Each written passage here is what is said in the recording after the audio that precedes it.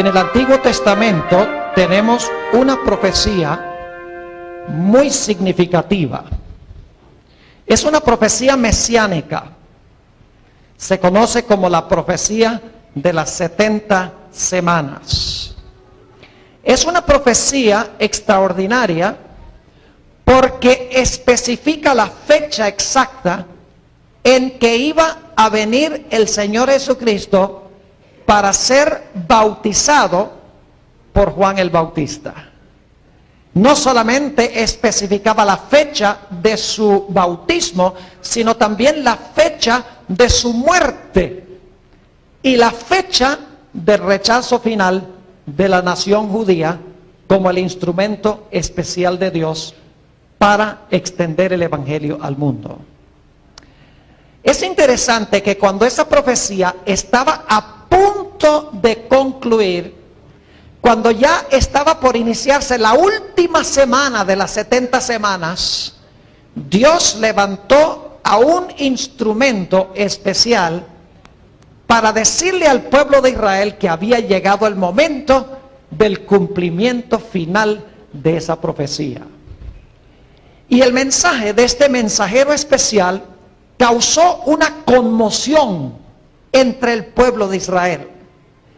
Causó gran interés religioso cuando se levantó este mensajero para decirle al pueblo de Israel: el Mesías está a punto de aparecer y se va a cumplir ahora la última semana de la profecía de las 70 semanas. Ese mensajero especial se llamaba Juan el Bautista. Quiero que abramos nuestras Biblias al Evangelio según San Mateo, el capítulo 3 y los versículos 5 y 6, para que ustedes vean el gran reavivamiento que hubo entre el pueblo de Dios cuando estaba a punto de terminar de cumplirse esta profecía.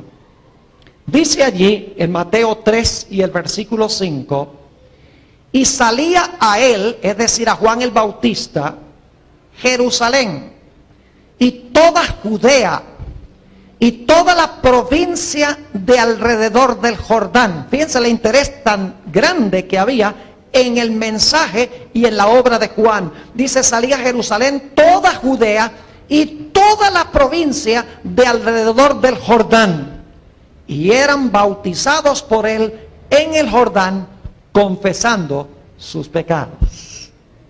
Un gran despertar religioso, un mensajero especial y una profecía que estaba a punto de terminar de cumplirse. Ahora estudiemos algunas cosas en cuanto a ese mensajero especial que llamó Dios para anunciar que la profecía de las 70 semanas estaba concluyendo. Vayamos al Evangelio según San Juan, el capítulo 1, y quiero leer empezando en el versículo 19. San Juan, el capítulo 1 y el versículo 19. Vamos a hablar sobre ese mensajero que levantó Juan para anunciar que el Mesías estaba a punto de venir para cumplir los eventos de esa última semana. Dice allí en San Juan 1 y el versículo 19: este es el testimonio de Juan.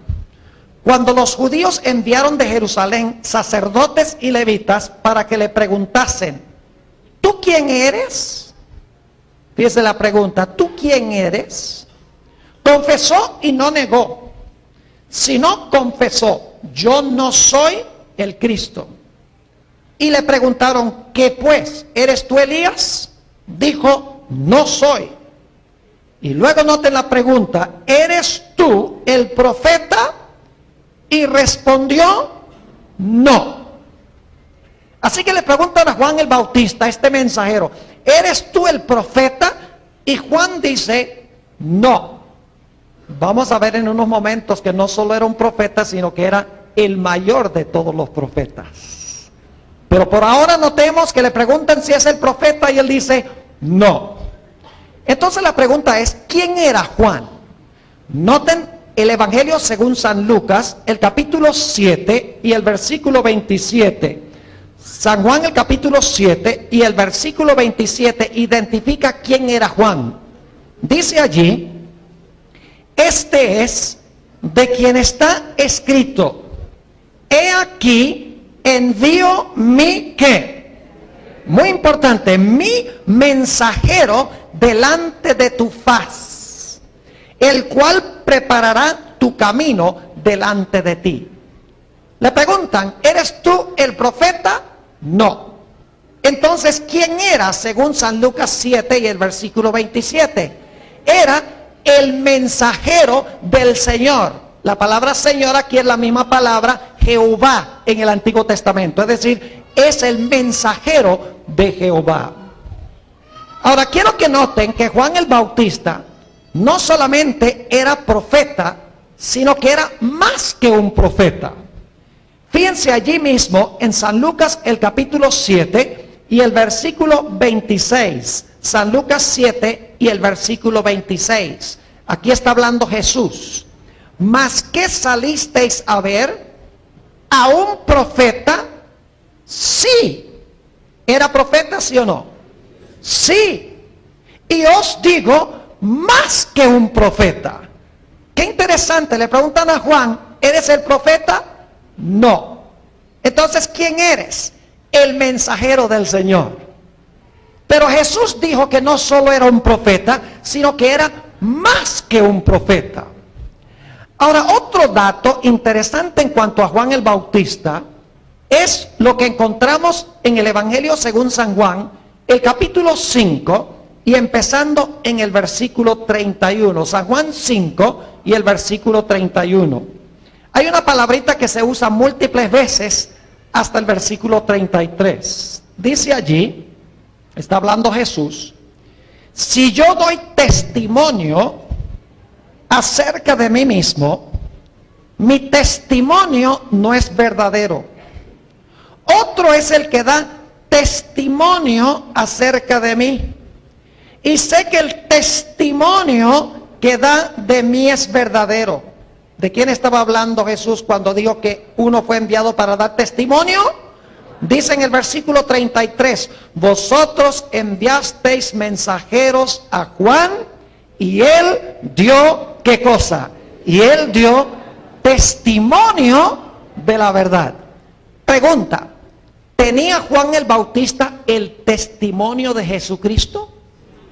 Muchas veces en estos 3 versículos dice que él dio testimonio de Jesús. Es decir, Juan tenía el testimonio de Jesucristo, porque dio testimonio en cuanto a él. Ahora quiero que notemos otro detalle interesante en cuanto a Juan el Bautista. Vayan conmigo a San Juan el capítulo 1 y el versículo 6. San Juan el capítulo 1 y el versículo 6. Dice aquí, hubo un hombre enviado de Dios, el cual se llamaba Juan. Este vino, y ahora se repite el mismo pensamiento, este vino por testimonio. ¿Para que diese qué cosa? Testimonio de qué cosa? De la luz, a fin de que todos creyesen por él. Y ahora escuchen el versículo 8. No era él la luz. ¿Juan el Bautista era la luz? No, dice, no era él la luz, sino para que diese testimonio de la luz. Es decir, dice que Juan el Bautista no era la luz, sino que fue levantado para dar testimonio en cuanto a la luz. Pero ahora encontramos algo muy interesante. Yendo a San Juan, el capítulo 5 y el versículo 35, Jesús dice que Juan era una luz. No era la luz, pero era una luz. Noten el capítulo 5 y el versículo 35, hablando de Juan. Aquí está hablando Jesús. Dice, él era, ¿qué cosa? Antorcha que ardía y alumbraba. Pregunta, ¿tenía Juan luz? ¿Sí? Claro que sí. Era como una ¿qué? Como una antorcha, dice aquí, que ardía y alumbraba. Y vosotros quisisteis regocijaros por un tiempo en su luz. ¿Tenía Juan luz? Claro que tenía luz. ¿Qué clase de luz? En realidad Juan era una luz menor, cuyo propósito era llevar las mentes de la gente a la luz mayor. Y ustedes dicen, ¿cómo sabe eso, pastor? Vamos a leer el versículo 35 de nuevo. Él era antorcha que ardía y alumbraba, y vosotros quisisteis regocijaros por un tiempo en su luz. Pero ahora escuchen el versículo 36. Mas yo tengo, ¿qué cosa? Mayor testimonio que el de Juan. Es decir, el testimonio de Juan era ¿qué? Menor. ¿Era una luz? Claro que sí. El testimonio de Jesús era mayor. ¿Era Jesús la luz? Claro que sí. Es decir, Juan el Bautista era una luz menor, cuyo propósito era guiar las mentes de la gente a la luz mayor. Ahí está en la Biblia, no lo digo yo, en Juan 5, 35 y 36. Otro dato interesante en cuanto a Juan el Bautista es que Juan el Bautista no hizo ningún milagro.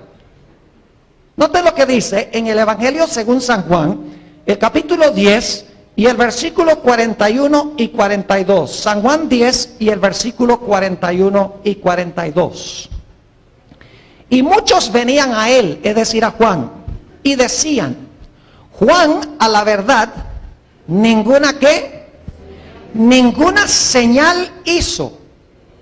¿Qué era lo importante en cuanto a Juan entonces? ¿Los milagros que hacía Juan? No, eso no era lo importante. Eso no comprobaba que era un verdadero profeta, las señales o los milagros. Entonces, ¿qué demostraba que Juan era un verdadero profeta? Dice, nuevamente, muchos venían a él y decían, Juan a la verdad ninguna señal hizo, pero todo lo que Juan dijo de este era verdad. Y muchos creyeron en él allí. Repasemos lo que hemos estudiado. Dios levantó a Juan el Bautista para anunciar que la profecía de las 70 semanas estaba llegando a su conclusión. Hubo un gran despertar religioso cuando Juan el Bautista salió a predicar. Cuando le preguntaron si era el profeta, dijo no. Pero la Biblia dice que era el mensajero del Señor. Jesús dijo, no solo es un profeta, sino que es más que un profeta. Juan tenía el testimonio de Jesús y era una luz menor cuyo propósito era llevar a la luz mayor, y Juan no hizo ningún milagro, pero lo que dijo en cuanto a Jesús era la verdad. Ahora quiero que noten que Juan el Bautista él es lo que podríamos llamar un profeta extracanónico. Permítame explicarles qué significa esa expresión teológica. Significa que no tenemos ningún libro en la Biblia que haya escrito Juan el Bautista. Es decir, los escritos de Juan, si es que escribió algo, no se encuentran como parte de la Biblia. Se menciona en la Biblia, pero es un profeta extracanónico, en el sentido de que no tenemos escritos de él que se incluyen como parte de la Sagrada Escritura. Ahora quiero que noten algo muy interesante que encontramos en San Juan, el capítulo 5 y el versículo 39. San Juan 5 y el versículo 39. ¿Saben ustedes que cuando Jesús vino, había dos cosas que daban testimonio de Jesús? Piensa lo que dice Juan 5 y el versículo 39. Escudriñad las escrituras. ¿Escudriñad qué? ¿Cuáles escrituras? ¿Cuáles eran las únicas escrituras que habían en los días de Juan? El Antiguo Testamento.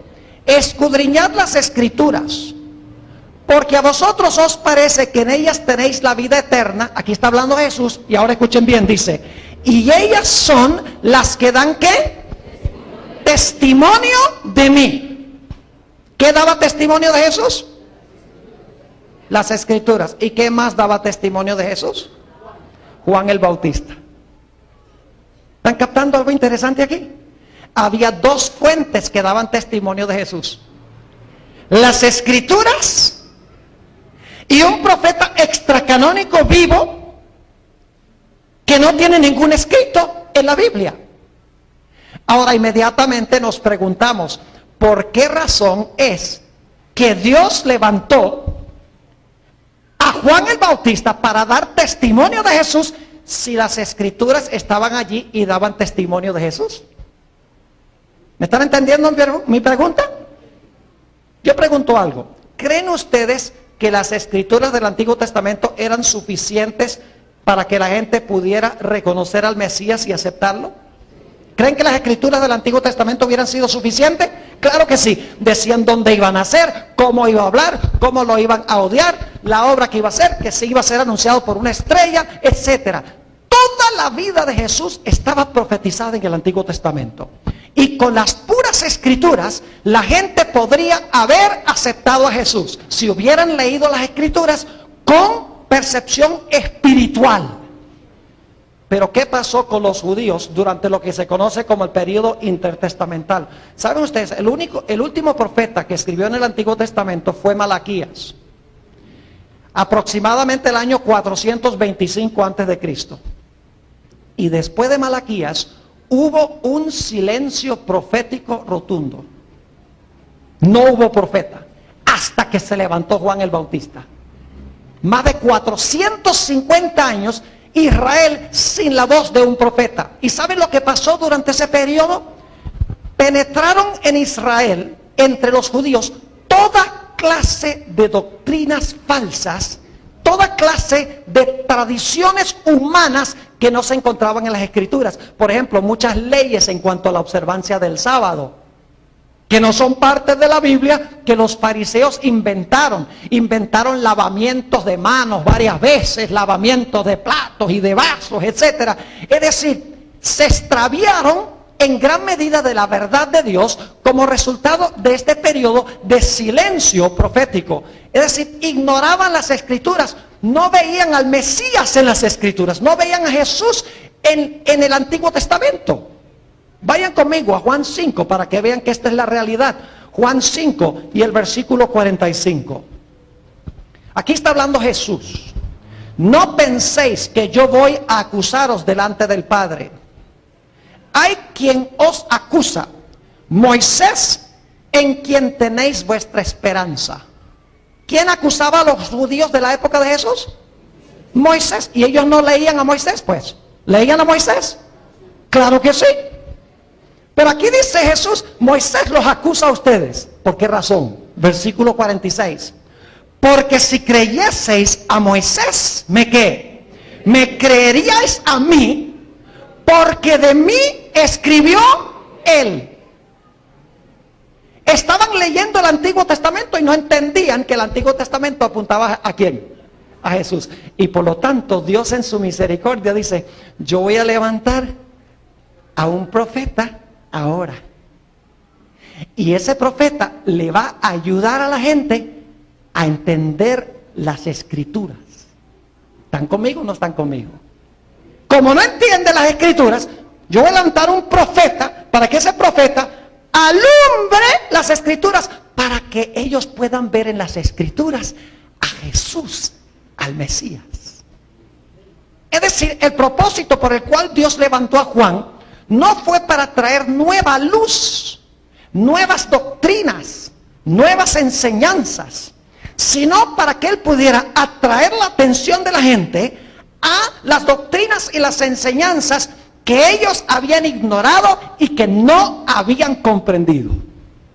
Es decir, era una luz menor para alumbrar las escrituras, para que al ver a Jesús en las escrituras, la gente pudiera contemplar a Jesús, la luz mayor. Y fíjense qué interesante que Juan el Bautista no instauró ninguna nueva doctrina o enseñanza que ya no se encontraba en el Antiguo Testamento. Por ejemplo, le dijo a la gente que se arrepintiera. ¿Era esa una gran verdad revolucionaria que nadie había oído jamás? Claro que no. Le dijo al pueblo, produzcan fruto. Uy, qué revolucionario, produzcan fruto. Los profetas ya habían dicho eso. Presentó a Jesús, dijo, mire, este es el Cordero de Dios.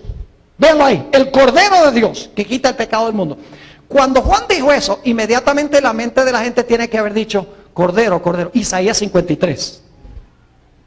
cual cordero fue llevado al matadero. En el santuario se sacrificaban corderos todos los días. ¿Será este aquel al cual apuntan las escrituras? ¿Ven lo que está haciendo Juan? Algunos dicen, no, pero Juan instituyó por primera vez el bautismo. Históricamente no es cierto, porque el bautismo existía antes de Juan. Ustedes leen, por ejemplo, la historia de Naamán en 2 Reyes 5. Ahí tiene uno ilustrado el principio del bautismo, de que el agua le quitó la lepra, y la lepra era símbolo del pecado.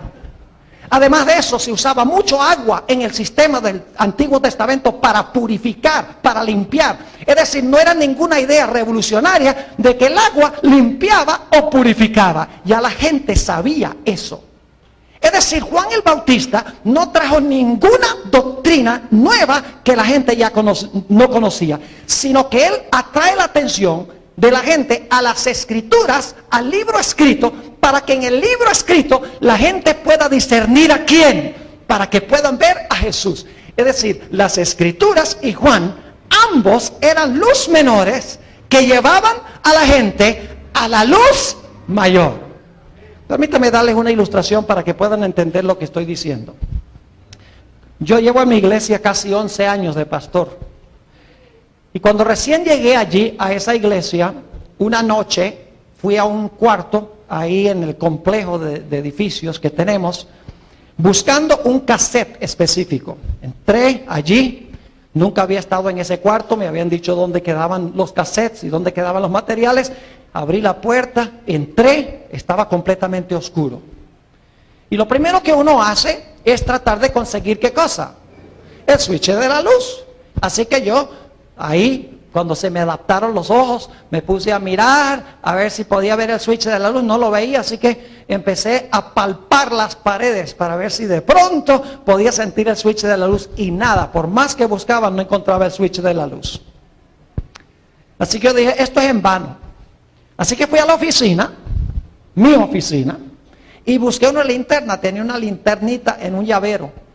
Y dije, voy a llevar entonces la linternita. Y así que fui al cuarto y con la linternita empecé a buscar en la pared el switch de la luz. Y fíjense que ni aún con la linternita podía ver dónde estaba el switch de la luz. Y dije, yo sé que hay luz en este cuarto, decía, porque ahí hay un bombillo. Y donde hay bombillo hay luz. Y finalmente, como no conseguía el switch, dije, me rindo. Y me agaché para sacar del escaparate el cassette, porque me habían dicho dónde estaba.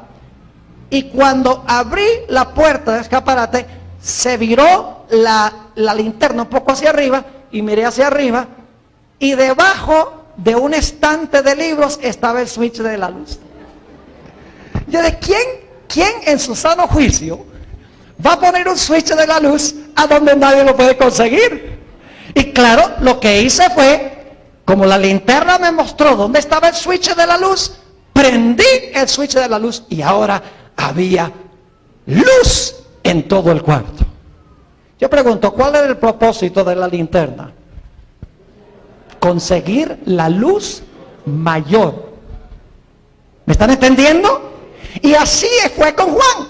Era el propósito de Juan alumbrar las escrituras, para que Juan, alumbrando las escrituras, la gente pudiera entenderlas y pudiera ver que apuntaban hacia quién, que apuntaban hacia Jesús. Es decir, Juan el Bautista fue llamado no para traer nueva luz, nuevas doctrinas, nuevas enseñanzas, sino que fue levantado por Dios para restaurar lo que se había perdido. Vamos a leer un par de textos para que se den cuenta que Juan era un restaurador, no uno que iba a traer nuevas enseñanzas. Noten lo que dice en San Lucas, el capítulo 1 y el versículo 17. San Lucas, el capítulo 1 y el versículo 17. Muy interesante, está hablando del precursor del Mesías y declara esto: Él irá. Es decir, Juan el Bautista, el precursor, él irá delante de él, delante de Jesús, con el espíritu y el poder de Elías. ¿Con qué fin? Para traer nuevas doctrinas y nuevas enseñanzas y cosas que la gente nunca había oído. ¿Eso es lo que dice? No, dice, ¿para hacer qué? Volver Usted no puede volver al menos que haya estado ahí en un principio. Dice, para hacer volver los corazones de los padres a los hijos y de los rebeldes a la prudencia de los justos, para preparar al Señor un pueblo bien dispuesto. Es decir, su propósito era retornar a la gente a lo que enseñaban ¿quiénes? Los padres, es decir, a lo que enseñaban las Escrituras. Noten también lo que dice en el Evangelio según San Mateo, el capítulo 17 y el versículo 11. San Mateo, el capítulo 17 y el versículo 11. Juan el Bautista no era un innovador, era un restaurador de lo que se había perdido durante este periodo de silencio profético. Dice allí, respondiendo Jesús les dijo, a la verdad, Elías viene primero. Es decir, antes de venir el Mesías, ¿viene quién? Elías. E introducirá grandes nuevas verdades. ¿Qué dice esto? Y restaurará todas las cosas. ¿Qué significa restaurar? A ver, ustedes saben bien español. Yo soy un gringo, de la piel para afuera. Ustedes saben español mejor que yo. ¿Qué significa restaurar? Significa recuperar aquello que se ha perdido, restablecer. No significa traer nuevas doctrinas. Ahora, ¿de quién estaba hablando Jesús? Versículo 12. Dice Jesús, mas os digo que Elías ya vino y no le conocieron, sino que hicieron con él todo lo que quisieron. Así también el Hijo del Hombre padecerá de ellos. Y ahora escuchen, entonces los discípulos comprendieron que les había hablado ¿de quién? De Juan el Bautista. ¿Qué vino a hacer Juan el Bautista? A restaurar, a hacer que la gente ¿qué? Volviera o regresara a las Escrituras que habían olvidado y que estaban desobedeciendo abiertamente.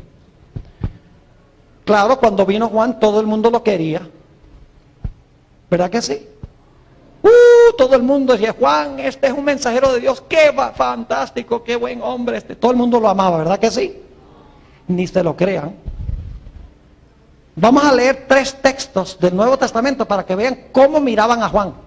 El propio pueblo a quien fue enviado. No los romanos, ni los babilonios, ni los partos, ni los medos, ni ninguna de esas naciones que se mencionan en Hechos del capítulo 2, el día del Pentecostés. No, fue rechazado por el propio pueblo a quien fue enviado. No aceptaron ni las Escrituras ni Juan. Es más, les voy a mostrar que cuando rechazaron a Juan, automáticamente rechazaron las Escrituras. Noten lo que dice en Mateo, el capítulo 11 y el versículo 18. San Mateo, el capítulo 11 y el versículo 18. Fíjense qué interesante esto. Porque vino Juan, que ni comía ni bebía, y dicen, demonio tiene. ¿Qué decían de Juan? Este es un endemoniado. Imagínense ustedes, el profeta de Dios que tiene el don de profecía dado por el Espíritu Santo, y la gente dice que el fruto de su obra lo hizo fue el demonio. Eso es lo que la Biblia llama el pecado que no tiene perdón. Es atribuirle al diablo lo que el Espíritu Santo hace. Y el don de profecía es uno de los dones del Espíritu Santo. Fíjense lo que dice también en San Mateo 17, a donde acabamos de leer, pero vamos a terminar de leer otra vez este pasaje. Mateo el capítulo 17 y el versículo 12. Escuchen bien. Mas os digo que Elías ya vino y no le conocieron. ¿Cómo reaccionaron con Juan? ¿No qué? No lo conocieron. ¿Qué quiere decir que no lo conocieron? Ellos sabían que era Juan. Cuando dice que no lo conocieron, significa que ¿qué? Que no lo aceptaron, lo rechazaron. Y ahora escuchen bien, sino que hicieron con él todo lo que quisieron. Es decir, lo trataron como les dio la gana. Y ahora escuchen bien, como hicieron eso con Juan, lo hicieron también con Jesús. Si se rechazaba el mensaje de Juan, automáticamente se iba a rechazar ¿a quién? A Jesús. Porque sigue diciendo, así también, como rechazaron a Juan, así también el Hijo del Hombre padecerá de ellos. Es decir, si rechazaban a Juan, iban a rechazar a Jesús, porque Juan apuntaba ¿a quién? A Jesús. Lo mismo, un caso análogo a este, es que Jesús le dice a los judíos en Juan 8, dice, ustedes dicen que son hijos de Abraham, pero si ustedes fueran hijos de Abraham, ustedes harían las obras de Abraham. ¿Se fijan? Abraham vio mi día y se gozó, dice Jesús, pero ustedes me quieren matar, entonces ustedes no son hijos de Abraham, porque si Abraham me amaba y ustedes me quieren matar, entonces ustedes no son nada como Abraham. Lo mismo tenemos aquí. Como rechazaron a Abraham, rechazaron a Jesús. Como rechazaron a Moisés, rechazaron a Jesús. Como rechazaron a Juan, rechazaron también ¿a quién? Rechazaron a Jesús. ¿Y saben especialmente quiénes fueron los que rechazaron? Vayan conmigo al Evangelio según San Lucas, el capítulo 7 y los versículos 29 y 30. Aquí viene lo más trágico y triste. No era el pueblo en general el que especialmente rechazaba a Juan, sino que eran los dirigentes en Israel. Lo dice la Biblia, no lo digo yo. San Lucas 7 y el versículo 29 y 30. Dice aquí, y todo el pueblo y los publicanos, cuando lo oyeron, es decir, cuando oyeron a Juan, justificaron a Dios bautizándose con el bautismo de Juan. Es decir, el pueblo común y los publicanos aceptaban el mensaje. Pero ahora escuchen lo que dice el versículo 30. Mas los fariseos, esos eran los ministros de aquella época, mas los fariseos y los intérpretes de la ley, esos eran los teólogos. Lo digo no yo, la Biblia. Ustedes pueden leer que los fariseos eran los ministros y los doctores de la ley o escribas eran los teólogos. Dice, mas los fariseos y los intérpretes de la ley desecharon los designios de Dios respecto de sí mismos, no siendo bautizados por Juan. ¿Dónde radicaba el problema principal?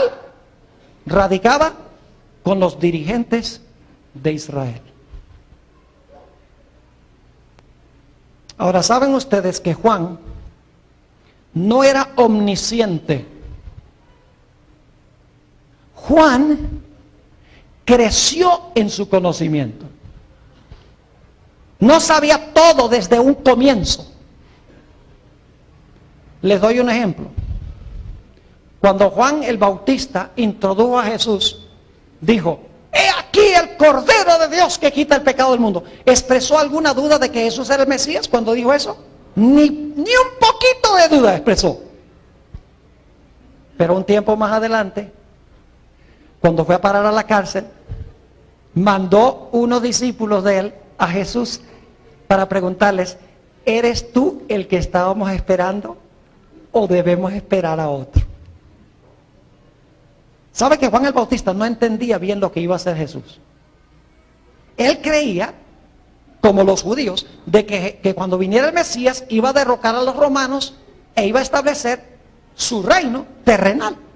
Él no entendía, por lo menos en este momento, cuando estaba en la cárcel, cuando mandó a los discípulos, no entendía que Jesús primero iba a venir a morir en la cruz, iba a ser un siervo sufriente y eso le iba a dar el derecho finalmente de ser rey de reyes y señor de señores y de establecer un reino sobre la tierra que nunca se iba a corromper. No entendió la idea de dos reinos y por lo tanto cuando Jesús sana enfermos y abre los ojos de los ciegos y sana a los paralíticos y le quita la lepra a los leprosos, Juan dice, bueno, es lindo lo que está haciendo, pero no cuadra con la idea y habla de amor. El Mesías no debe hablar de amor, debe eliminar a los romanos y poner a los judíos donde deben estar. No cuadraba. El Señor Jesucristo no respondió la pregunta inmediatamente de los discípulos de Juan. Dicen el deseo de toda la gente que Jesús le dijo a los discípulos, quédense aquí por hoy y nada más observen. Y todo ese día Jesús sanó enfermos, abrió los ojos de ciegos, sanó paralíticos, sanó sordos, echó demonios.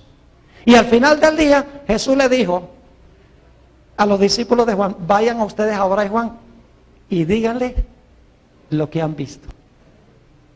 Y saben que dicen el deseo de toda la gente es que cuando ellos regresaron y hablaron con Juan, quien estaba en la cárcel, dice la sierva de Dios que se acercaron ángeles a Juan el Bautista en la cárcel y le abrieron las profecías del Antiguo Testamento, entre ellas Isaías 61, donde se encuentra esa profecía de que iba a libertar a los cautivos, iba a abrir los ojos a los ciegos, iba a traer el año de libertad de Jehová.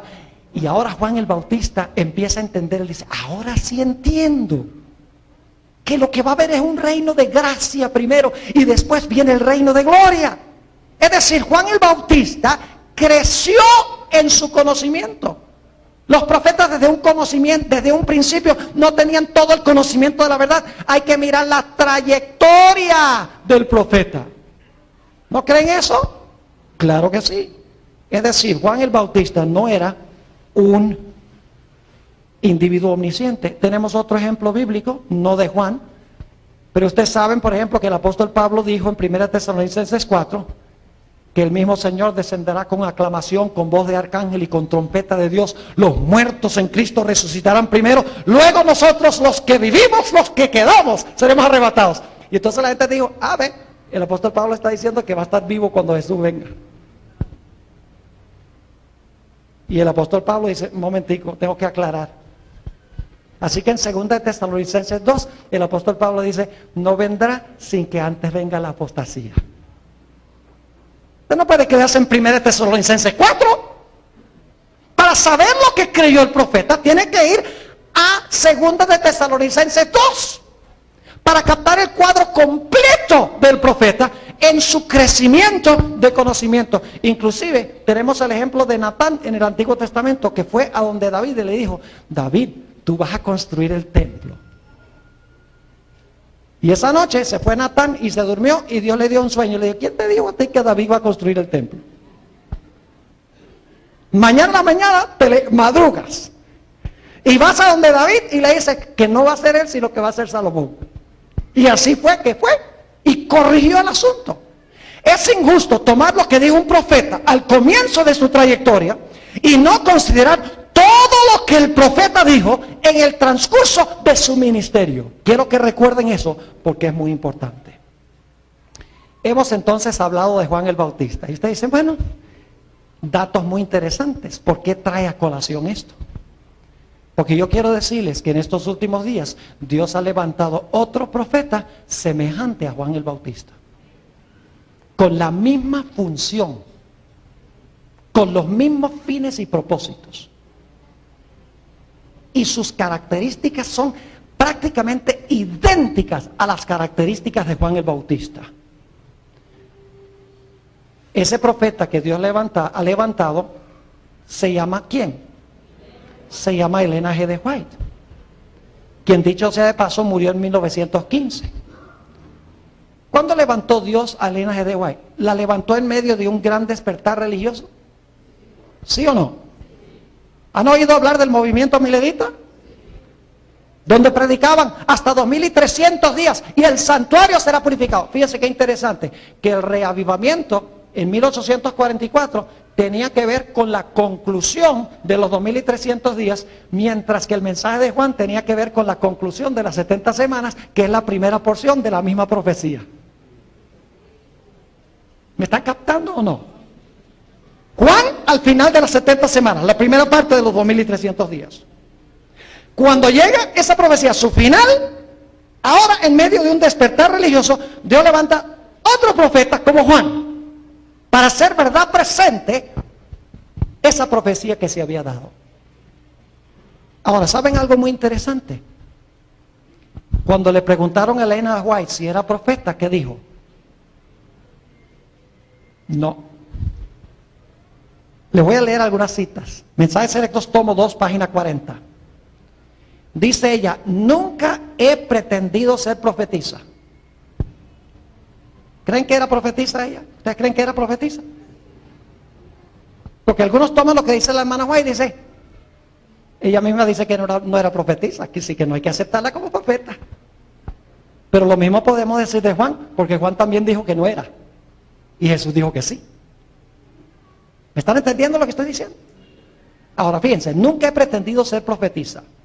Si otros me llaman así, No les disputo, pero mi obra ha abarcado tantos aspectos, ahora escuchen esto, que no puedo llamarme sino mensajera.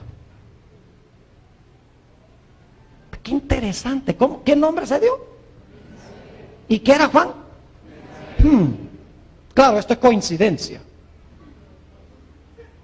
Que no puedo llamarme sino mensajera, enviada para dar un mensaje del Señor a su pueblo y para ocuparme de cualquier actividad que Él me haya señalado.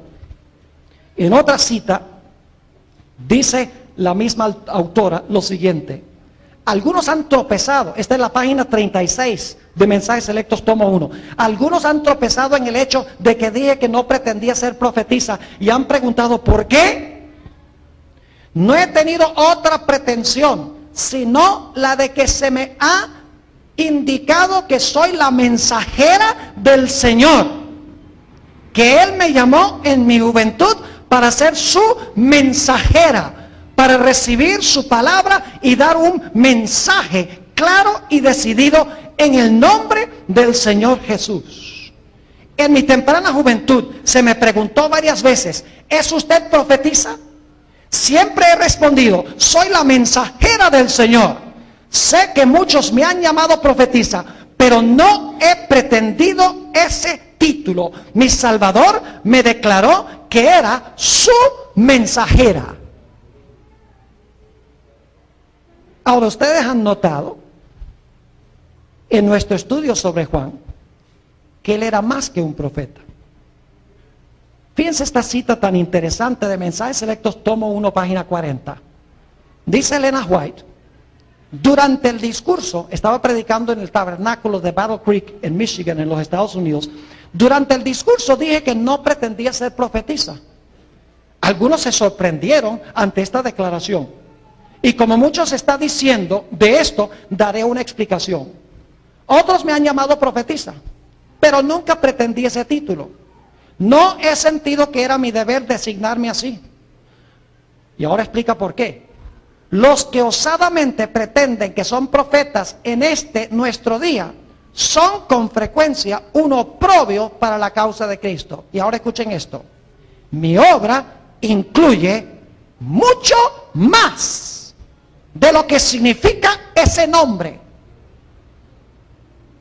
¿Cómo es la cosa? ¿La obra de Elena White incluye qué? ¿Igual que Juan? Claro que sí. Dice, incluye mucho más de lo que significa ese nombre. Me considero a mí misma como una mensajera a quien el Señor ha confiado mensajes para su pueblo. Pregunta: ¿tenía Elena G. de White el testimonio de Jesucristo? Solo voy a mencionar los versículos, ustedes los conocen. Apocalipsis 12:17 habla de la iglesia remanente. Dice que el dragón se airó contra la mujer y se fue a hacer guerra contra el remanente de la simiente de ella.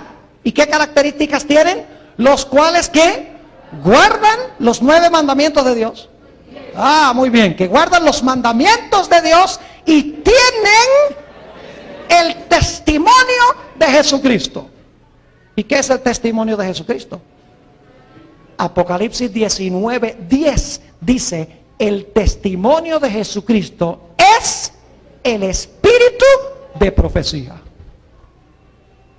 Pregunto, ¿la iglesia remanente entonces iba a tener el don profético, el testimonio de Jesucristo? Claro que sí. ¿Por qué creen ustedes que Elena G. de White llamó a esos tomos que recién se están traduciendo en español? Creo que están todos traducidos, testimonios para la iglesia. Constantemente la hermana White se refiere a sus escritos con la palabra ¿qué?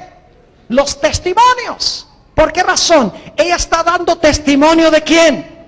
Ella está dando testimonio ¿de quién? Testimonio en cuanto a Jesús. Ahora, otra cosa muy interesante es un comentario que hace Elena G. de White sobre la función para la cual Dios la llamó. ¿Recuerdan que Juan era una luz, sí o no? ¿Era una luz, Juan? ¿Tiene algún libro en la Biblia que se llama el Evangelio de Juan el Bautista? No. ¿Pero era una luz? Claro. ¿Y cuál era el propósito? Llevar la luz menor ¿a qué?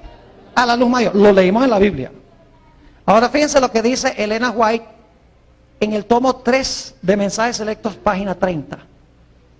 Dice esto: poco caso se hace a la Biblia. ¿Era verdad eso de cuanto a los judíos cuando se levantó Juan? ¿Le hacían poco caso a la Biblia?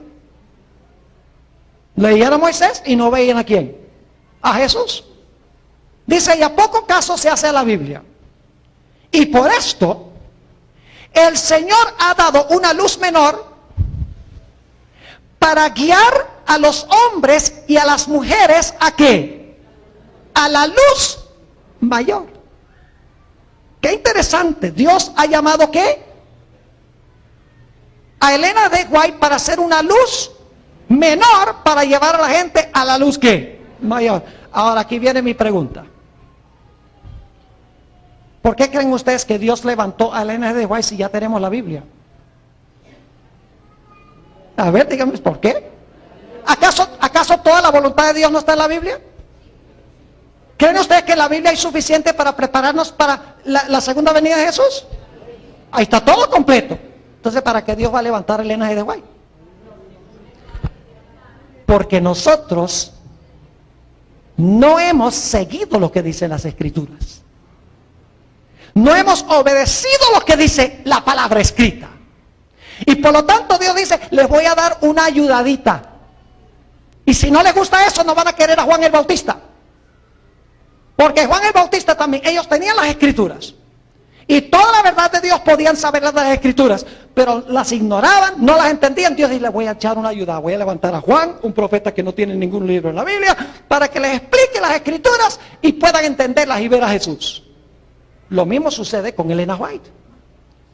Dios no levantó a Elena White para traer nuevas doctrinas, nuevas enseñanzas, nuevos conceptos que no están contenidos en la Biblia. Lo que pasa es que la gente ignora la Biblia, no sigue el mensaje de la Biblia, y por lo tanto Dios ha levantado los testimonios para explicar la Biblia, ampliar la Biblia, para que podamos reconocer el mensaje de Dios, para volver al mensaje que Dios nos ha dado. ¿Están entendiendo lo que estoy diciendo? Yo les puedo demostrar bíblicamente que Elena G. de White no trajo ninguna doctrina nueva que no está en las Escrituras. Y fíjense que Dios levantó a Elena G. de White después de un periodo de oscurantismo en la historia de la iglesia. El periodo de la Edad Media, las edades oscuras. Yo pregunto, ¿se perdió mucho del mensaje de la Biblia durante ese periodo? Sí, las iglesias estaban enseñando que qué día es el día de reposo. El domingo. Estaban enseñando que los muertos no están ¿qué? Muertos. Que el infierno va a arder, que los impíos van a arder ¿cuánto tiempo? Para siempre. Que no importa que uno coma carne de puerco. Entre otras cosas. Yo te pregunto, ¿la Biblia es clara de que no debemos comer carne de puerco? ¿La Biblia? ¿O necesitamos Elena White? No. ¿La Biblia dice que el sábado es el día de reposo o necesitamos Elena White? No. ¿La Biblia dice que los muertos nada saben? Sí. ¿La Biblia dice que el fuego va a arder eternamente pero que los impíos se van a apagar? Claro que sí. Eso está en la Biblia. Pero ¿qué pasa con el mundo cristiano? No entiende la Biblia. No hace caso a la Biblia. Y por lo tanto Dios ha levantado a Elena G. de White para alumbrar las páginas de la Biblia para que se puedan recuperar las verdades que se han perdido. Ella dice constantemente que sus escritos no son para traer luz nueva, sino que sus escritos son traídos a colación para que la gente pueda volver a las Escrituras y obedecer el mensaje que Dios ha dado en las Escrituras.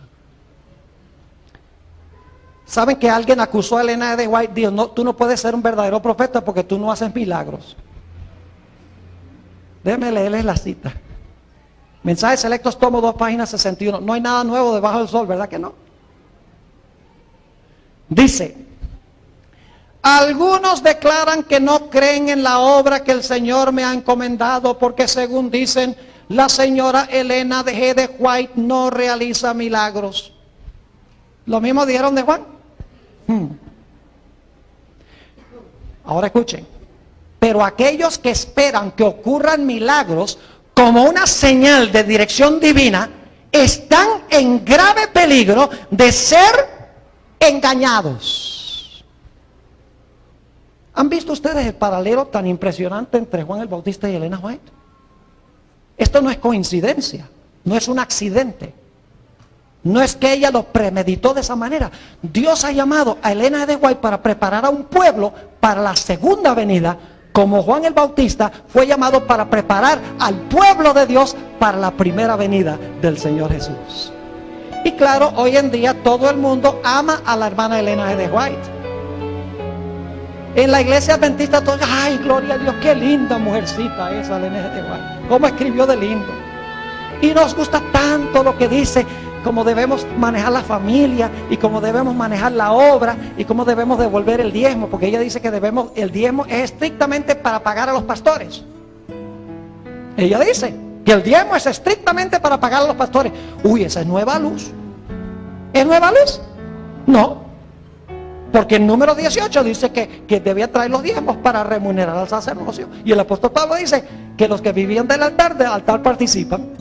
Y los que servían en el templo, del templo participan. Así también ordenó el Señor que los que prediquen el evangelio, que vivan del evangelio. Ella no está presentando nada nuevo. Pero lo que está hablando son cosas que la iglesia ha olvidado. Ay de nosotros, mis hermanos y mis hermanas, si nosotros rechazamos la voz profética que Dios ha dado a este pueblo. Porque al rechazar la voz profética dada a este pueblo, ineludiblemente vamos a rechazar la Biblia y vamos a rechazar también a Jesús y no vamos a estar preparados para su venida. Así que a desempolvar los libros rojos, quíteles el polvo. Y si están en papel celofán, quíteles el papel celofán. Me hace recordar un hermano en Venezuela. Fui a predicar en la iglesia allí. Y después del culto me invitó a su casa a comer. Y recién entramos a la casa y me llevó ahí a donde tenía su oficina. Y me mostró en un estante de libros todos los libros del Espíritu de Profecía de comienzo a fin. Todos los libros rojos. En orden alfabético. Todos todavía con su papel celofán. Y le dije, hermano, qué bueno que usted tenga todos los libros del Espíritu de Profecía, pero tienen papel celofán. Dice, ay, es que si le quito el papel se me dañan. Le dije, pues mejor quíteles el celofán y léalos y que se dañen. Y prepárese para el cielo. Porque ahí en el estante con el papel celofán no le van a ayudar en nada. Ábralos, léalos, asimílelos y hágalos parte de su vida. Y su vida y su iglesia será diferente.